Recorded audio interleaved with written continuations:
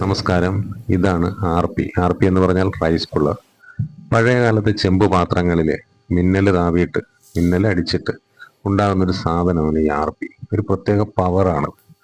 ഇത് വാങ്ങാനായിട്ട് വിദേശ കമ്പനികൾ, ആവശ്യത്തിന് വിദേശ കമ്പനികളുണ്ട്.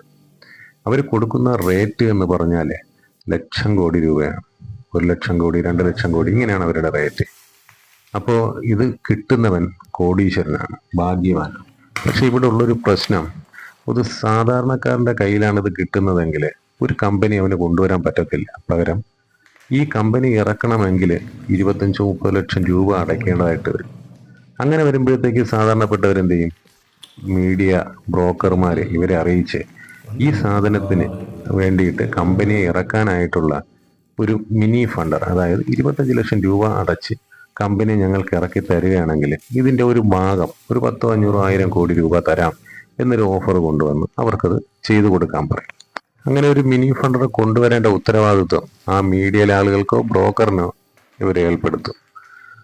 അപ്പോൾ സംഭവിക്കുന്നത് എന്താണ്? ഇവര് ഓടി നടന്ന് അന്വേഷിച്ച് കണ്ടുപിടിച്ച് കാല് പിടിച്ച് ആരെങ്കിലും കൈകൊണ്ട് ഒരു 10, 25 ലക്ഷം രൂപ മേടിച്ച് ഈ ഇരിക്കുന്നതിൻ്റെ കയ്യിലും കൊടുക്കും. അവിടെ തീർക്കും. അന്ന് മുതൽ 25 ലക്ഷം രൂപയും ഇല്ല, ആർ പിയും ഇല്ല, കമ്പനിയും ഇല്ല. ഇതാണ് ഇപ്പൊ ഏകദേശം നടക്കുന്ന തട്ടിപ്പ്. ആർ പിയുടെ പേര് പറഞ്ഞ് കമ്പനിക്ക് അടയ്ക്കാനാണ്, കോട്ടിനടയ്ക്കാനാണ്, കൂളിംഗ് കീറ്റിനാണെന്നും പറഞ്ഞ് പലരുടെ കയ്യിൽ നിന്നും ഒത്തിരി ഫണ്ട് തട്ടിച്ച് ജീവിക്കുന്നവര് ഇന്ന് ധാരാളമാണ്. അതിലൊരു മെറ്റീരിയലാണ് ഈ വീഡിയോയിൽ കാണുന്നത്. ഇതാണ് ആർ പി എന്ന് പറയുന്നത്, റൈസ് പുള്ളർ എന്ന് പറയുന്ന ഒരു മെറ്റീരിയൽ.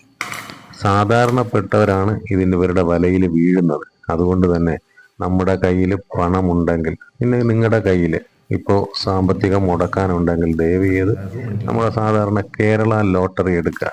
ഭാഗ്യം കടാക്ഷിച്ചില്ലെങ്കിൽ തീ കത്തിക്കാനുള്ള പേപ്പറെങ്കിലും കിട്ടും.